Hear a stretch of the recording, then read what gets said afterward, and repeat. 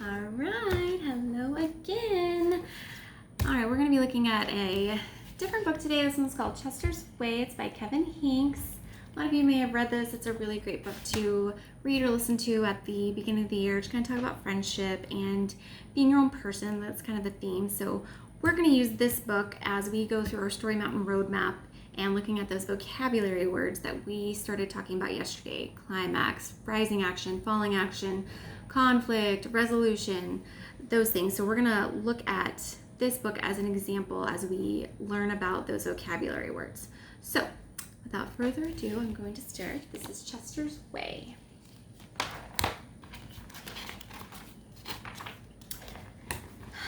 Chester had his own way of doing things. Hello, my name is Chester. I like croquet and peanut butter and making my bed.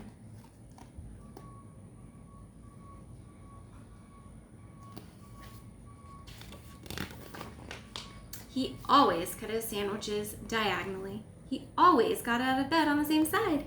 And he never left the house without double knotting his shoes.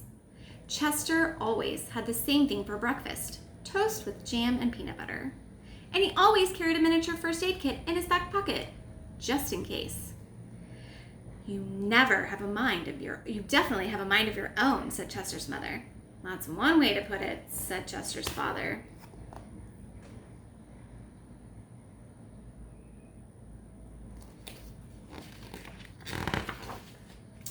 Chester's best friend Wilson was exactly the same way.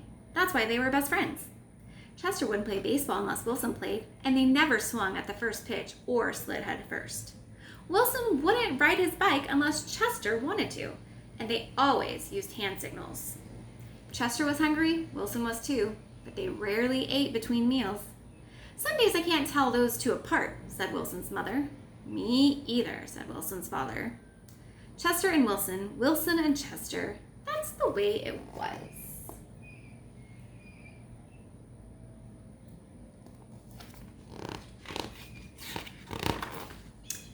They loved to go on picnics. Once when Wilson accidentally swallowed a watermelon seed and cried because he thought he was afraid that a watermelon plant would grow inside of him, Chester swallowed one too. Don't worry, said Chester. Now if you grow a watermelon plant, I'll grow one too. Chester duplicated his Christmas list every year and gave a copy to Wilson because they always wanted the same things anyways. For Halloween, they always dressed as things that went together. Salt and pepper shakers, 2 mittens on a string, and ham and eggs. They really are 2 peas in a pod, said Chester's mother. Looks like it, said Chester's father.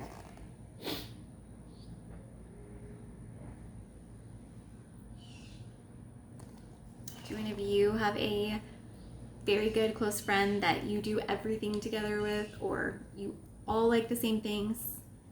I'm sure everybody's got a friend that they're really close to that's kind of like that, so. In the spring, Chester and Wilson shared the same umbrella. In winter, they never threw snowballs at each other. In the fall, they raked leaves together. And in the summer, they reminded each other to wear sunscreen so they wouldn't burn.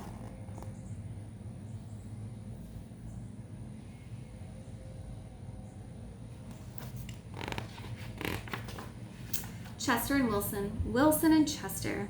That's just the way it was. And then Lily moved into the neighborhood. Lily had her own way of doing things. I'm Lily. I am the queen. I like everything. Here is Lily. A little different than Chester.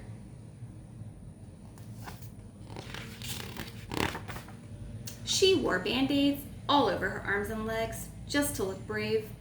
She talked backwards to herself sometimes, so no one would know what she was saying.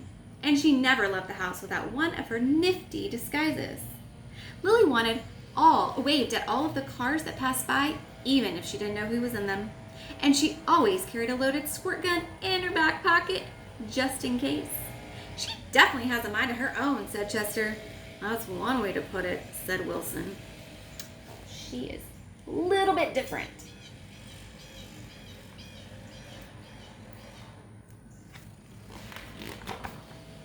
When Lily asked Chester and Wilson to play, they said they were busy.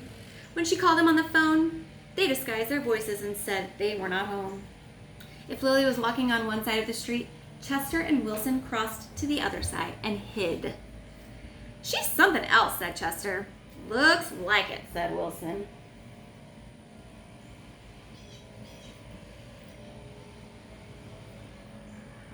Kind of seems like they don't really know what to do with her since she's so different from them.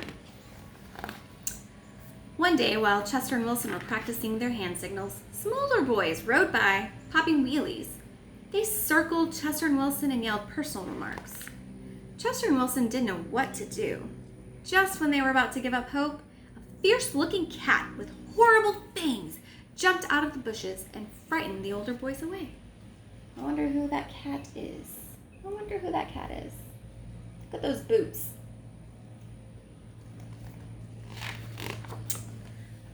"Are you who I think you are?" Chester asked the cat. "Of course," the cat replied. "Thank you, Lily," said Chester.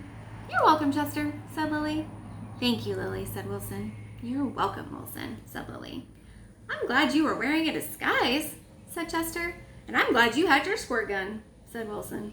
"I always do," said Lily, "just in case."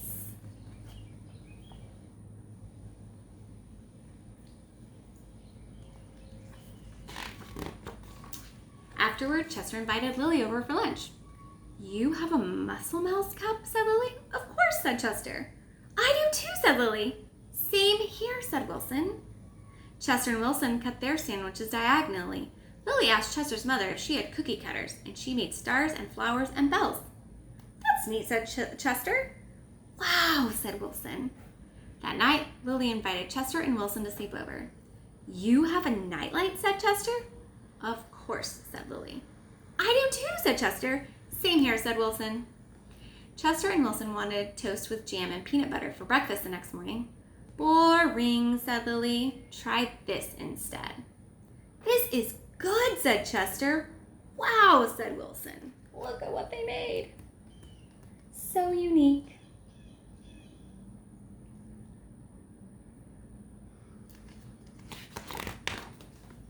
After that, when Lily asked Chester and Wilson to play, they always said yes.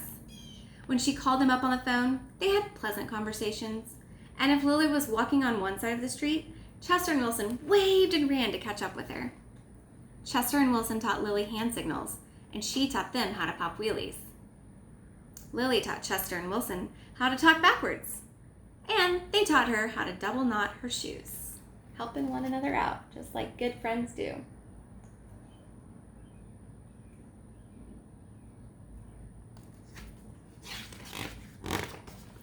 "Some days I can't tell those three apart," said Lily's mother. "Me either," said Lily's father. Chester and Wilson and Lily. Lily and Wilson and Chester. That's the way it was. For Halloween, they dressed as the three blind mice. For Christmas, Lily gave Chester and Wilson nifty disguises, and they gave her a box of multicolored shoelaces, extra long for double knotting. They loved to go on picnics. When Chester and Wilson told Lily about how each of them swallowed a watermelon seed once, Lily swallowed 3 of them. "I'll grow a watermelon plant for each of us," she said.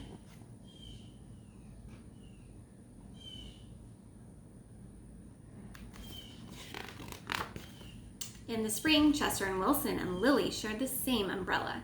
In the winter, they never threw snowballs at each other. And in the fall, they raked leaves together. And in the summer, they reminded each other to wear sunscreen so they wouldn't burn. Chester and Wilson and Lily, Lily and Wilson and Chester. That's just the way it was.